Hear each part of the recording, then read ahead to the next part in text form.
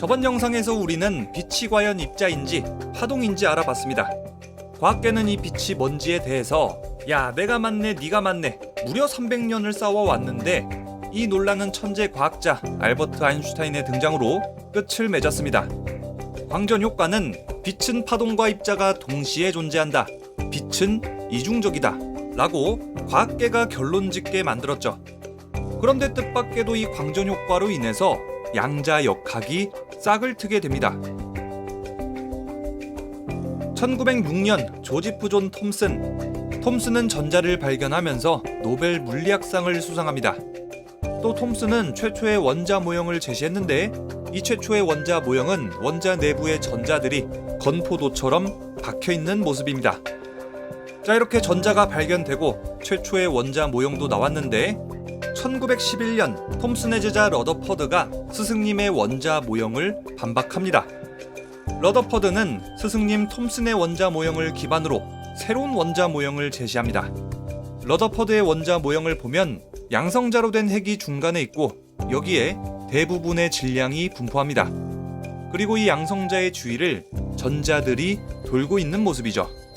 이 두 번째 원자 모형은 최초의 태양계 모델입니다. 원자핵이 가운데 있고 전자들이 그 주위를 빙빙 돌고 있죠. 하지만 러더퍼드의 원자 모형은 한계가 있었습니다.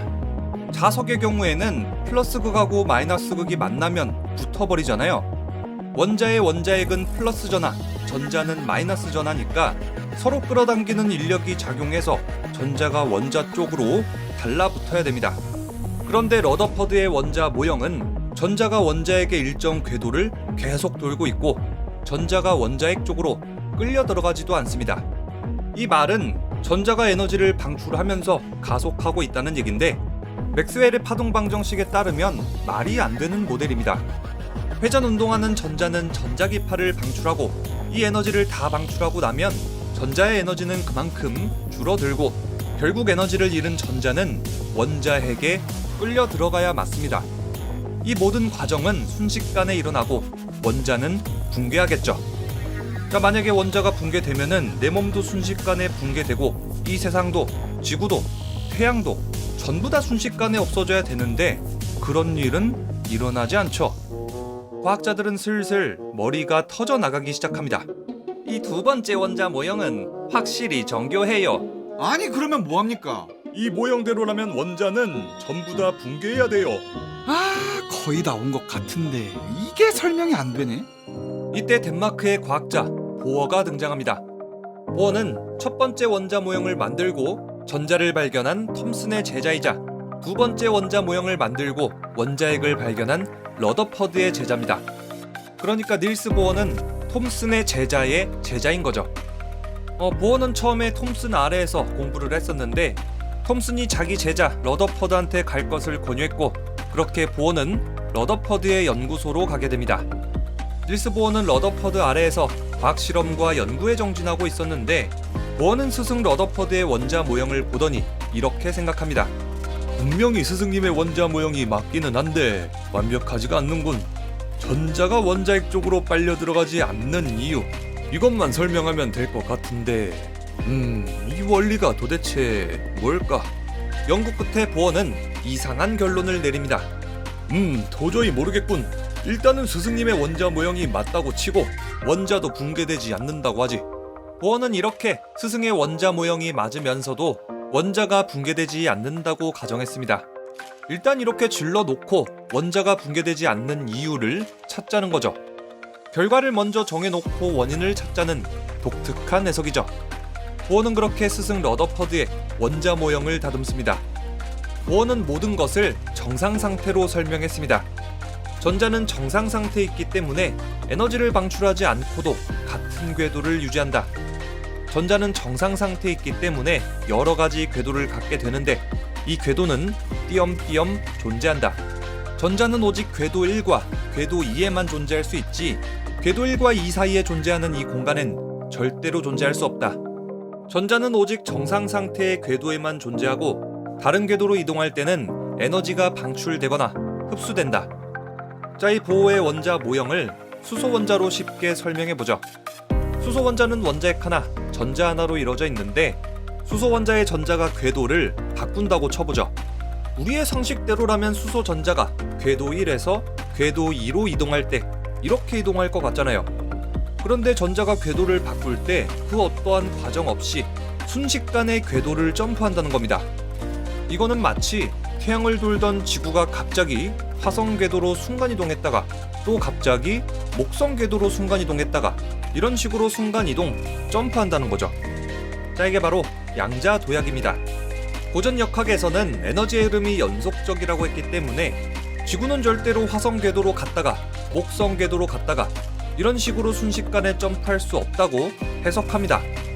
하지만 원자 단위의 미시 세계에서는 이런 고전 역학의 해설이 전혀 먹히질 않았습니다. 고전 역학은 전자가 궤도를 순식간에 바꾸고 순간 이동하는 이런 에너지 흐름이 연속적이지 않은 현상을 설명하지 못했죠. 자, 이렇게 보어는 톰슨의 첫 번째 원자 모형, 러더퍼드의 두 번째 원자 모형을 다듬어서 세 번째 원자 모형까지 내놨습니다. 하지만 보어의 세 번째 원자 모형도 한계는 있었고 과학자들은 머리가 터져 나가게 또다시 논쟁합니다. 이 세 번째 원자 모형은 두 번째 모형보다 더 정교해요. 아니 그러면 뭐합니까? 보어 모형은 수소밖에 설명이 안 되잖소. 맞습니다. 그리고 이 모형은 정상 상태에 대한 현상만 설명하고 왜 그런지는 설명하지 못합니다. 아니, 전자가 순간이동을 한다고? 아니 그냥 판타지 소설을 쓰지 그래요. 아니 세 그러면 번째 모형은 원자가 정상 상태에 상태에 대한 대한 모형보다 수소밖에 그냥 설명이 안 판타지. 되죠. 이렇게 과학자들끼리도 결론이 도저히 나지 않습니다. 거의 다 온 것 같은데 이게 설명이 안 되네. 이때 프랑스에 과학자가 등장합니다. 루이 드브로이. 보호의 원자 모형은 정교하지만 한계도 있구만 그래. 이 정상 상태가 왜 일어나는지만 알면 다 해결될 것 같은데. 드브로이의 고민이 계속되는 와중에 그는 동료 물리학자들과의 술자리에 가게 됩니다. 이날 드브로이는 술에 취해서 이렇게 말합니다. 아저씨야, 아인슈타인 때 말이야, 빛이 입자면서 파동이라고 했잖아. 야, 그럼 전자도 입자면서 파동일 수도 있는 거 아니야? 아씨 이 새끼 취했네. 야, 일 좀 보내. 에이, 나 안 취했어 임마. 가만 있어봐 임마. 아이고, 펜 좀 줘봐. 드브로이는 술자리 도중에 취한 나머지 전자도 입자면서 동시에 파동이라는 말도 안 되는 주장을 했습니다. 그리고 이 주장대로 테이블보에 수식을 적어놨죠. 동료들은 그가 술에 취해서 제정신이 아니라고만 생각했습니다. 다음날 아침 정신을 차린 드브로이. 그는 어제 술자리에 기억을 더듬는데 자기도 모르게 놀라운 생각을 했던 것을 깨닫습니다. 그는 바로 어제 갔던 술집으로 달려갔고 테이블보에 적었던 수식을 옮겨 적습니다. 그렇게 드브로이는 모든 물질이 파동이면서 동시에 입자라는 논문, 물질파 이론을 발표합니다. 술집에서 소맥 한잔하다가 우연히 발견됐지만 인류의 과학 역사를 바꿀 뛰어난 생각이죠. 하지만 애석하게도 그 당시 드브로이의 논문은 과학계에 별 반응이 없었습니다. 그렇게 그냥 묻혀져 지나가나 싶었는데 이 논문의 중요성을 단 한 번에 알아챈 사람이 있습니다. 바로 알버트 아인슈타인. 호호, 이런 놀라운 논문이 있다니. 이건 분명 세상을 바꿀 아이디어일세. 아인슈타인은 드브로이의 물질파 이론에 크게 열광했고 공식적으로 드브로이의 업적을 세상에 알렸습니다. 과학계 여러분들, 이것 좀 보세요. 이건 과학계의 혁명입니다. 혁명. 아인슈타인은 동시에 드브로이의 물질파 이론을 더 정교하게 발전시키려고 노력했습니다.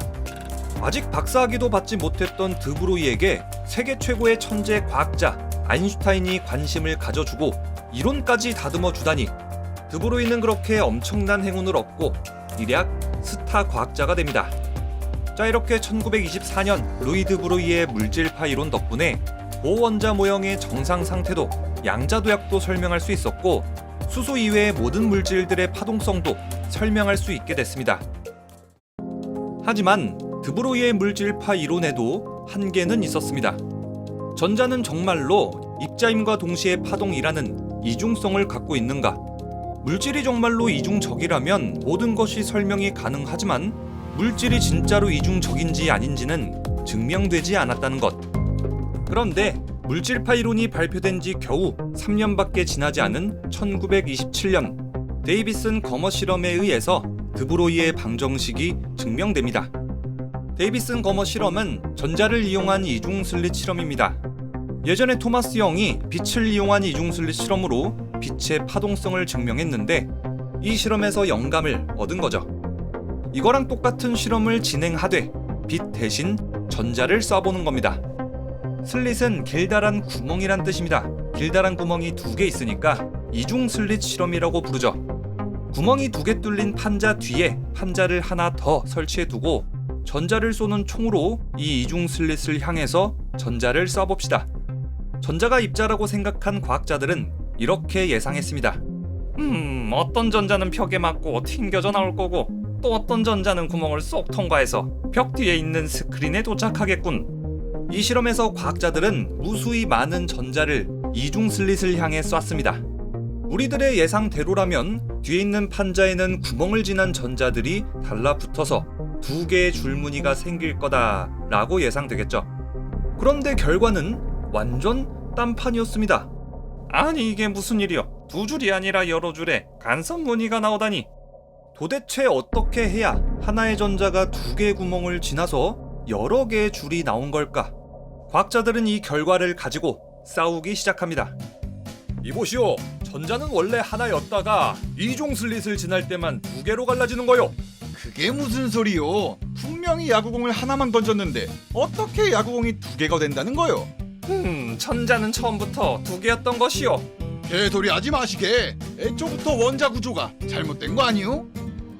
과학자들은 어떻게 해야 여러 개의 줄무늬가 나오는 걸까? 과거의 사례를 찾아보기 시작합니다. 그런데 전자가 파동이라면 가능하다. 전자가 파동이라면 처음부터 2개의 슬릿을 동시에 지날 수 있다. 전자가 파동이라면 이중 슬릿의 간섭 무늬 패턴하고 일치하게 된다. 즉, 전자는 파동이다 라는 결론에 다다릅니다. 자, 이렇게 데이비슨 거머 실험에 의해서 물질 역시 입자임과 동시에 파동인 게 증명됐고, 이에 따라 드브로이의 방정식이 증명됩니다. 그리고 보호의 원자 모형도 설명됐죠. 이 전자가 파동이기 때문에 전자가 원자핵 쪽으로 빨려 들어가지 않고 원자핵을 중심으로 빙글빙글 돌아간다. 전자가 궤도를 바꿀 때 한 번에 점프하게 된다. 아니 그런데 파동이 도대체 뭐길래 전자가 파동이라는 거 하나 발견했다고 이 모든 것이 설명되는 걸까? 먼저 호수를 생각해 봅시다. 호수에 돌멩이를 던지면 이 파장은 호수 끝까지 도달할 겁니다.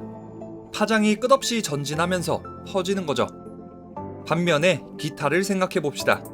기타줄을 퉁 하고 튕기면 기타줄은 파동을 만들어내는데 이 기타줄의 파동은 기타줄 안에서만 일어납니다. 파동이 기타줄에 갇혀서 어느 방향으로도 나가지 못하고 제자리에서만 진동하게 되죠. 파동이 갇혀서 전진하지 못하고 제자리에서만 진동한다. 자, 이거를 정상파라고 합니다. 전자의 파동 역시 정상파입니다. 한번 이해하기 쉽게 예를 들어 볼까요? 이 기타줄을 동그랗게 말아봅시다. 이 상태에서 동그랗게 말린 기타줄을 튕기는 거죠. 그렇게 되면 이 기타줄의 파장은 이렇게 될 겁니다. 동그랗게만 기타줄의 파장은 마치 전자의 파장 모형하고 매우 흡사합니다. 저 가운데 점이 원자핵이고 빨간 선이 전자의 궤도, 파장은 전자의 파동이 만드는 정상파인 셈이죠. 여기서 전자는 궤도 안에서 정상파를 만들어내면서 전자 궤도를 일정하게 유지시킵니다. 이 전자가 만드는 정상파 때문에 전자는 허용된 최소 반지름보다 더 작은 궤도를 돌 수 없죠. 즉, 전자가 정상파를 발생시키기 때문에 전자는 원자핵 쪽으로 빨려 들어가지 않는다. 원자의 크기는 정해진 것 이하로 작아질 수 없다. 전자가 궤도를 바꿀 때 한 번에 점프하게 된다. 궤도와 궤도 사이의 전자는 존재할 수 없다. 그런데 전자의 움직임을 연구하던 과학자들, 전자가 어떻게 움직이는지 보려고 했더니 전자는 갑자기 입자가 되어버리고 안 보고 있으니까 또 파동이 되어버리는 이상한 현상을 목격합니다. 그렇게 과학자들은 도저히 설명할 수 없는 전자의 움직임에 머리가 터져버리고 쥐지를 치게 됩니다. 다음 컨텐츠는 불확정성의 원리입니다.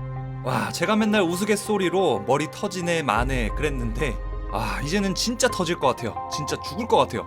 이게 양자 역학을 공부하다 보니까 테크트리가 계속 이렇게 되거든요. C이론 완성됨. 그래? 근데 C이론의 기반이 뭔데? B임. 그래? 근데 B이론이 뭐야? B는 이거임. 그래? B는 어쩌다가 또 나온 거야? A 때문에 나왔음. 이렇게 결국 ABC 다 공부하고 ABC 다 총정리했더니 또 ABC 때문에 D이론 새로 나옴. 그래? D가 뭔데? 이 짓거리를 무한반복합니다. 진짜로 미쳐버릴 것 같아요. 영상 하나 만드는데 무슨 2주가 걸려요. 2주가. 아 진짜로 그만하고 싶습니다. 이제 쉬고 싶어요. 진짜로 다음 영상 안 올라오면 그냥 그런 줄 아세요. 그냥 머리 터졌구나 그렇게 이해해주세요. 그럼 지금까지 리뷰형이었습니다. 예, 다음에 봬요.